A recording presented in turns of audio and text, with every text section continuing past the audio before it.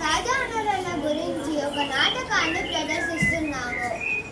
రంగాపురం అనే ఊరిలో రంగన్న అనే ఒక వ్యక్తి చెట్టు కొట్టుకుంటూ జీవనం సాగిస్తూ ఉండేవాడు. అది వేసవికాలం అవడంతో అలసిపోయి ఒక చెట్టు కింద నిద్రపోయి కథలో జరిగే కథను వీక్షించండి. అబ్బా, ఎండలు మండిపోతున్నాయి. ఏదో ఒక చెట్టు కొట్టుకుని త్వరగా ఇంటికి వెళ్ళిపోవాలి. అరే, ఈ చెట్టు పెద్దగానే ఉంది. ఈ చెట్టును కొట్టుకొని ఇంటికి వెళ్ళి గడ్డలను అమ్ముకుంటే ఈ రోజుకి సరిపోతుంది. ఆడుతూ పాడుతూ పని చేస్తుంటే అలుపు సలుపేమున్నది? అందరం ఒకటై చేయి కలిపితే ఎదురేమున్నది? మనకు ఎదురేమున్నది? ఆగు ఆగు రంగన్న, ఆగు. నువ్వేం చేస్తున్నావు? నేను నా పని చేసుకుంటున్నా.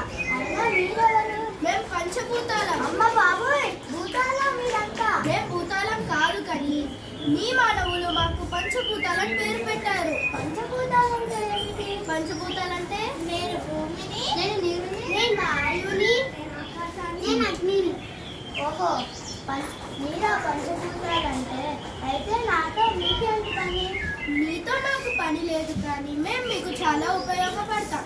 అది తెలుసుకోకుండా మీ మానవులు అతిగా వాడుకొని మమ్మల్ని దుర్వినియోగపరుస్తున్నారు. మరి నేను బ్రతకాలంటే ఈ పనే నాకు ఆధారం. ఆగు రంగన్న, నేను చెప్తాను. ప్రకృతి అందాన్ని పెంచే చెట్లను నరకడం మహాపాపం. విధంగా మనిషి బ్రతకడానికి తెలివితేటలు చాలా అవసరం. కానీ మితిమీరిన తెలివితేటలతో సహజ వనరులను నాశనం చేస్తున్నారు. ఇంకా మీరు భూమిని కలుషితం చేస్తున్నారు. మేమేం చేశాం అని మెల్లగా అంటావేంటి రంగా? నా బాధను ఏమని చెప్పుకోను? నీ బాధలన్నీ ఏమిటి? చెబితే తీరేది కాదు నా బాధ. అయినా ఒకటారండా ప్రపంచ జనాభానంతా మోస్తున్నాను.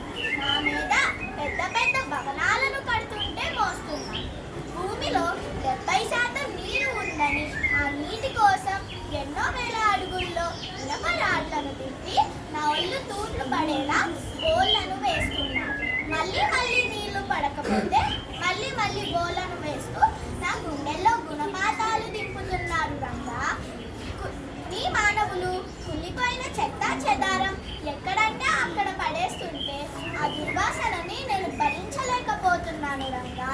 ఎలాగో భరించాలని భరించినా కలికాలంలో మీ మానవులు చేస్తున్న అధర్మాలను, పాపాలను, అవినీతిలను నేను భరించలేకపోతున్నాను. అవునా, ఈ బాధలన్నిటినీ నేను తీరుస్తాను. అవునవును, మీలాంటి మనుషులకు కొంచెం కూడా కృతజ్ఞతలు లేదు. సకల జీవులకు ప్రాణాధారం అయిన నేను ఆకాశం నుండి బయలుదేరి వస్తానా? రాక వస్తే ఆ వర్షకు నీటిని రక్షించకుండా, భూమిలోకి ఇంకిపోనీయకుండా ఎక్కడ చూసినా తారురోడ్లు వేసి నన్ను భూమిలోకి కాకుండా నదులలోకి, ఆ సముద్రాలలోకి పంపిస్తున్నారు. సెలేరు నుండి నదుల వరకు, నదుల నుండి సముద్రాలలోకి ప్రయాణం చేయలేకపోతున్నా. అవునా, మీ బాధలన్నిటినీ నేను నా మనుషులతో చెప్పుకొని మీ బాధలన్నిటినీ నేను తీరుస్తాను. సరే రంగన్న. మీలాంటి వాళ్ళు చెట్లు నరికేస్తుంటే నేను నశిస్తాను. నేను లేకపోతే మనిషిగా బతకలేరు. మానవ జాతి నశిస్తుంది. అవునవును, నాలాంటి మనుషులు మీ యొక్క విలువలను గుర్తించి కూడా మిమ్మల్ని నిర్లక్ష్యం చేస్తున్నారు. నిజంగా మీ మానవులు అనేక ఫ్యాక్టరీలు నిర్మించి వాటి నుండి వచ్చే పొగ విషవాయువులుగా ఆకాశంలో పంపి నన్ను కలుషితం చేస్తున్నారు. అనేక ఉపగ్రహాలను నాలోని పంపి నన్ను ప్రశాంతంగా ఉండనీయకుండా చేస్తున్నారు. నేటి కాలంలో మానవులు ఉపయోగించే లైట్లు, టీవీలు, ఫ్యాన్లు, ఏసీల వల్ల వచ్చే వేడికి ఓజోన్ పొరకు హాని కలిగిస్తుంది.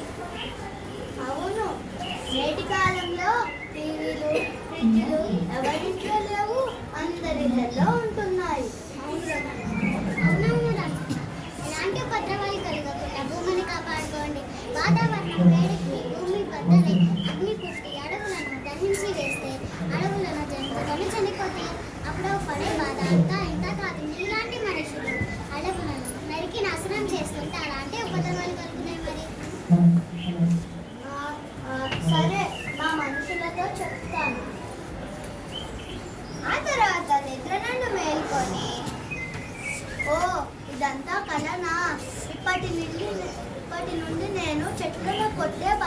వెళ్ళను.